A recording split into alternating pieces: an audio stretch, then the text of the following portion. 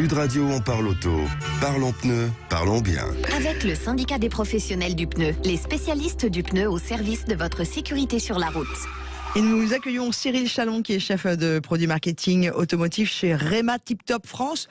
Waouh! Va falloir nous expliquer ce que c'est. Salut Cyril. Bonjour Cyril. Bonjour. C'est quoi Réma Tip Top France, voilà, c'est une entreprise. C'est court comme allemande. nom, hein? Ouais. Ah, oui. Mais c'est Tip Top. Hein. Ça va être long, c'est Tip Top, oui, c'est justement ça. Donc c'est une société allemande qui a été créée en 1923. On est 8000 salariés à travers le monde. On a réalisé un chiffre d'affaires d'1 milliard à travers le monde également en 2020.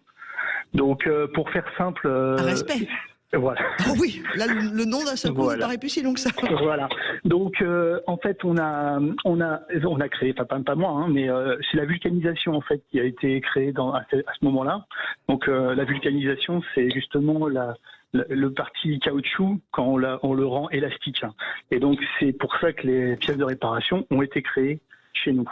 Donc en France, la création a été faite en 1955. On représente une centaine de salariés et on est également centre de formation dans tous les métiers de la réparation pneumatique. Donc vous êtes les spécialistes de la réparation des pneus et c'est pour ça qu'on vous demande. On a traité la semaine dernière, vous savez, les pneus avec chambre et les pneus sans chambre. Oui. Aujourd'hui, on n'a pas évoqué la réparabilité de ces pneus-là. Alors déjà, est-ce qu'on peut réparer tous les pneus? Tiens. Alors oui. Si on met de côté les pneus run flat, hein, parce que les pneus run flat sont réparables, mais ce sont les manufacturiers, donc chacune des marques qui vont donner le nombre de réparations possibles.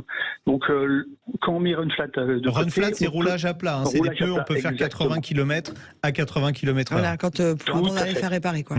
Exactement. Donc tous les pneus sont réparables. À savoir que nos pièces de réparation peuvent réparer des pneumatiques jusqu'à l'indice de vitesse Y.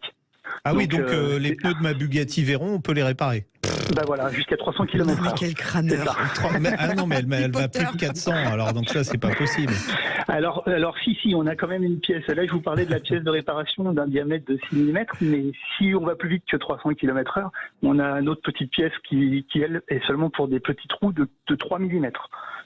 Savoir que l'on peut réparer 3 fois un pneumatique VL, parce qu'on va rester bien sûr sur le pneu voiture. Ouais.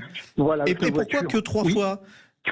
Parce que j'avais 203, mais après ça marche plus. Parce que Exactement. Si vous roulez sur un truc avec plein de clous et que vous avez 5-6 clous, si votre voisin vous aime pas trop, par exemple, le matin, vous sortez de chez vous. Sans le vécu, ça. Il va falloir se devenir copain avec son voisin, parce qu'effectivement, nos produits sont certifiés TÜV. Donc c'est une certification de sécurité. Donc c'est jusqu'à 3 réparations. Après, au-delà de ça, effectivement, il faudra remplacer son pneumatique. D'accord. Alors ça se répare comment un pneu? Parce que on voit dans les centres auto des kits de réparation avec une mèche, on fait un trou dans le pneu, hop, on met de la colle et c'est parti. C'est correct ça comme Alors réparation? Non, du tout. Non, la réparation doit se faire obligatoirement en démontant le pneu de sa jante. Donc ça veut dire qu'une réparation, une personne qui conduit sa voiture ne va pas pouvoir la faire, parce qu'il faut effectivement une machine pour démonter le pneu de sa jante, oui. Parce qu'il faut absolument inspecter l'intérieur de son pneu. Pour vérifier s'il n'y a pas eu un marbrage sur le flanc ou de la petite poudrette de gomme à l'intérieur qui serait une preuve d'un roulage à plat.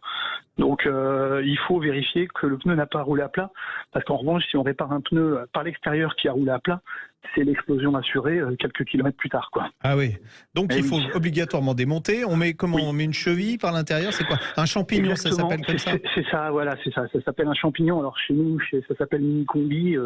Et donc c'est une pièce de ça ressemble à un champignon. Donc on va donc gratter l'intérieur de la zone qui est blessée avec une fraise carbure. On va bien vulcaniser avec un sément. On parle bien de vulcanisation, on parle pas de colle. Donc on va créer une réaction Vous allez chimique, souder, quoi, en fait. Exactement. Voilà, mais c'est un collage, c'est un collage élastique entre la pièce et le pneumatique, pour qu'il y ait une totale isolation, une étanchéité complète, également dans le canal de la blessure. Parce que le souci de la mèche, au-delà du fait qu'on a qu'on n'ait pas regardé à l'intérieur du pneumatique, il n'y a pas d'étanchéité et de vulcanisation, c'est-à-dire de collage entre caoutchouc, entre la pièce caoutchouc et le pneumatique, donc qui lui aussi est en caoutchouc, qui va vraiment créer cette étanchéité complète. Parce que s'il n'y a pas d'étanchéité, tout quand on roule, il y a la pluie, il y a plein d'éléments, l'air également, qui vont s'introduire dans ce canal de blessure et qui risquent l'oxydation de la bande de roulement et donc sa dislocation, voire son explosion également. D'accord. Donc voilà. Bon, ça coûte cher une réparation comme ça, parce que une réparation, ça coûte approximativement une vingtaine d'euros. Alors moi, c'est vrai que je suis la partie Réma Tip-Top, je suis pas partie pneumaticien, mais c'est entre une vingtaine et une trentaine d'euros. Donc ça reste quand même intéressant de réparer son pneumatique, parce que il y a aussi des règlements, c'est-à-dire que sur un même essieu, on ne peut pas avoir un pneu qui soit à 8 mm et l'autre côté qui soit en dessous de 5 mm. Il faut changer les deux sinon. Voilà, c'est-à-dire que souvent, ça arrive, malheureusement, si on ne répare pas le pneumatique, c'est les deux pneus qu'il faut changer. Donc cette trentaine d'euros reste très intéressante quand on connaît le changement, le remplacement de deux pneumatiques sur un essieu. Classique, oui, tout à fait. Voilà. Merci beaucoup, en tout cas, Cyril, d'avoir expliqué tout ça. Chef de produit marketing automotive chez Réma Tip-Top France. Et là, les explications étaient tip-top.